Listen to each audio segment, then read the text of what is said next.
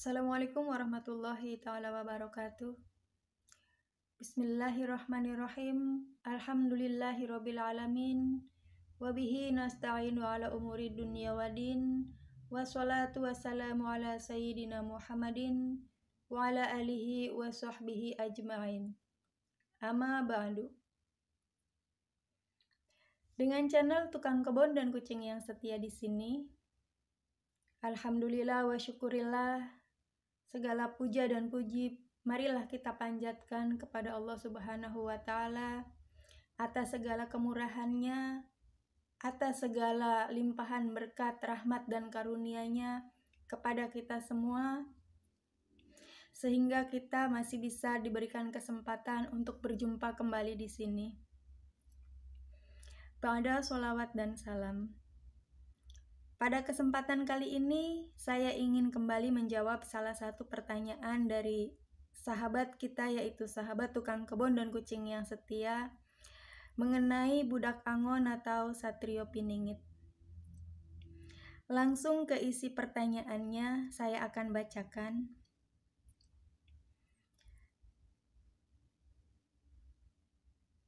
Dan ini adalah isi pertanyaan yang dimaksud.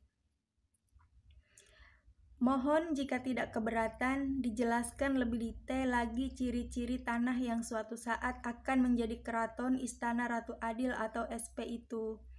Model tanah, warna tanah, apa tanah itu hitam biasa, apa bercahaya, apa di tanah itu ada debu gemerlip kecil-kecil sekali kayak warna berlian, apa tanahnya itu rata, menggunung, miring ke arah mana, atau datar tidak miring. Apa di tanah itu sebelumnya tidak ada orang yang berani menempati? Kenapa? Apa karena sangat-sangat angker? Apa ada penjaga goibnya? Berupa apa penjaga goibnya itu? Mohon maaf banyak tanya karena di luar banyak orang-orang yang mengatakan itu hanya halu, mitos, bahkan gila katanya. Makasih jawabannya, ditunggu. Terima kasih atas pertanyaan yang telah diajukan oleh sahabat. Saya akan menjelaskan atau menjawab pertanyaan dari keingintahuan yang disampaikan oleh sahabat kita ini.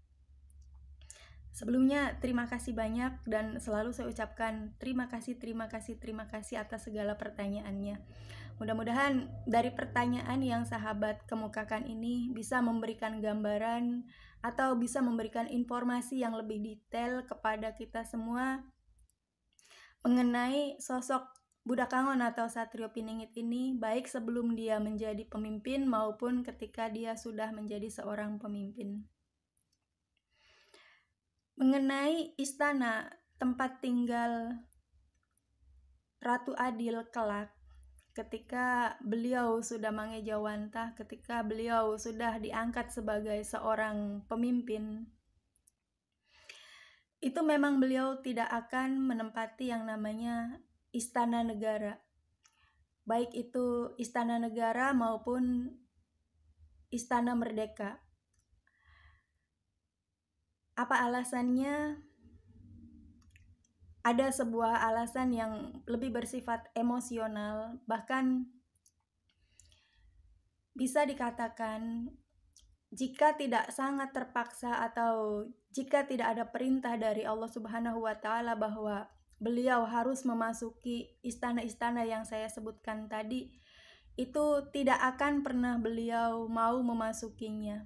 Dalam artian memasuki gedungnya. Kalau memasuki pekarangannya mungkin beliau masih akan melakukan itu sebab bisa jadi ada keperluan-keperluan tertentu yang membuatnya harus memasuki pekarangan istana-istana tersebut.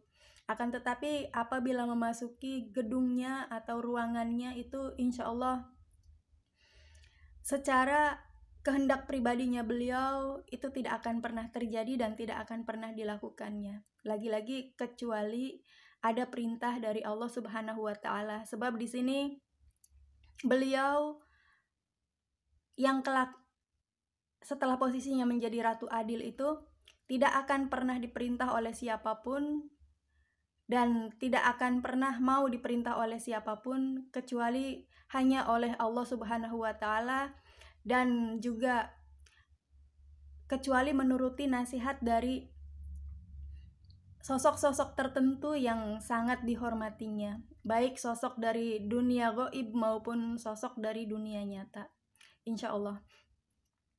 Adapun mengenai istana tempat tinggalnya kelak, seperti yang telah saya sampaikan di video sebelumnya yang membahas permasalahan ini,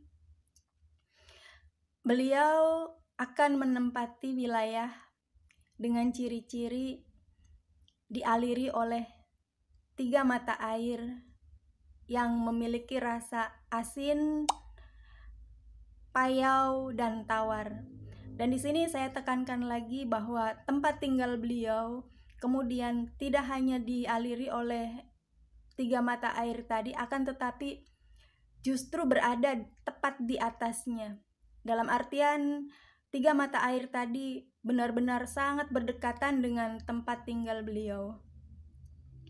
Adapun tentang model tanah dan warna tanahnya, model tanahnya itu lebih cenderung tanah liat dengan warna tanah coklat kehitaman.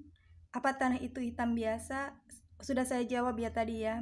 Model tanahnya cenderung tanah liat dan warna tanahnya coklat cenderung hitam. Apa bercahaya? Betul, ada tanah tersebut bercahaya. Apa di tanah itu ada debu gemerlip-gemerlip kecil-kecil? Betul, warna tanah tersebut seperti yang saya sebutkan tadi, dan ada seakan cahaya yang bergemerlip kecil-kecil, seperti mungkin kalau kita ke wilayah laut ada pasir yang gemerlip-gemerlip, ada kesan cahaya seperti itu, ada kesan butir-butir tanah yang demikian. Gemerlip-gemerlip kecil-kecil sekali kayak warna berlian, betul seperti itu gambarannya. Apa tanahnya itu rata menggunung miring ke arah mana? Tanahnya bukan tanah yang menggunung, tetapi tanah yang cenderung rata dan tidak miring kemana-mana. Apa di tanah itu sebelumnya tidak ada orang yang berani menempati? Kenapa? Betul, di tanah tersebut sebelumnya tidak ada orang yang pernah menempati, akan tetapi tanah tersebut bukanlah tanah yang tidak pernah terjamah sebelumnya. Sebab tanah itu sebenarnya sudah dijadikan tempat orang beraktivitas, hanya tidak dijadikan sebagai tempat tinggal orang-orang yang beraktivitas tersebut. Ada memang orang terkadang menginap di tanah itu, akan tetapi tidak tinggal di atasnya. Dalam artian tidak bermukim. Kenapa? Apa karena sangat-sangat angker? Apa ada penjaga gaibnya? Tidak, bukan karena sangat-sangat angker, tetapi tanah itu memang adalah tanah yang tidak diperuntukkan untuk permukiman. Apa ada penjaga gaibnya? Ya, seluruh tempat, seperti kebanyakan dari orang-orang yang meyakininya, seperti yang kebanyakan dari kita yakini, pasti ada penjaga gaibnya. Akan tetapi di tempat tersebut lebih cenderung memang ada penjaga gaib yang bisa dibilang cukup dikenal oleh masyarakat sekitar. Akan tetapi ada juga penjaga gaib yang tidak begitu dikenal oleh masyarakat sekitar, tetapi memang ada, dan pada masa dulu hingga masa kini mungkin ada sangat sedikit orang yang mengetahui akan keberadaannya. Berupa apa penjaga gaibnya itu? Kalau yang saya bilang tadi bahwa ada orang yang mengenalnya, itu berupa penjaga gaib yang sangat umum dikenal masyarakat sekitar, tetapi saya tidak mau menyebutkannya ya.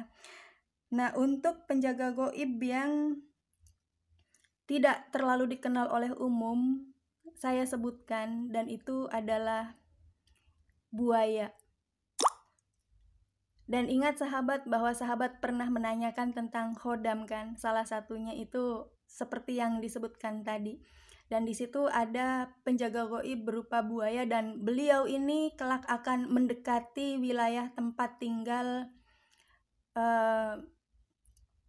salah satu khodamnya, salah satu makhluk gaib yang mengikuti beliau, yaitu di wilayah-wilayah yang saya sebutkan tadi tepatnya gambarannya. Dan mohon maaf banyak tanya karena di luar banyak orang-orang yang mengatakan itu hanya halu, mitos, bahkan gila katanya. Makasih jawabannya, ditunggu. Seperti yang juga muncul di komentar video-video saya, sahabat juga bisa membacanya kan. Ada juga kan yang mengatakan bahwa itu halu, bahwa itu syirik, bahwa itu lain-lain. Ya, kita bisa mengetahuinya, tetapi di sini saya tegaskan dan saya nyatakan, insya Allah itu bukan halu, itu bukan mitos, itu benar-benar ada dan benar-benar nyata, dan insya Allah akan mewujud dalam waktu yang sangat-sangat dekat.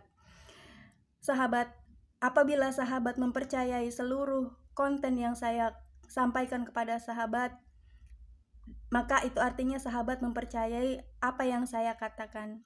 Dan apabila sahabat mempercayai apa yang saya katakan, itu artinya semua yang saya ceritakan itu adalah benar adanya, dan saya menyatakan hal-hal itu dengan menggunakan dasar dan dengan menggunakan sumber-sumber keilmuan yang insya Allah terjamin, terjaga, dan benar-benar memiliki keakuratan yang bisa dipertanggungjawabkan. Demikian yang saya sampaikan, mudah-mudahan apa yang saya kemukakan ini bisa memberikan semangat, giroh, dan juga kecintaan kita terhadap negara dan juga terutama untuk pengabdian kita kepada Allah Subhanahu wa taala. Wabillahi taufik wal hidayah. Wassalamualaikum warahmatullahi taala wabarakatuh.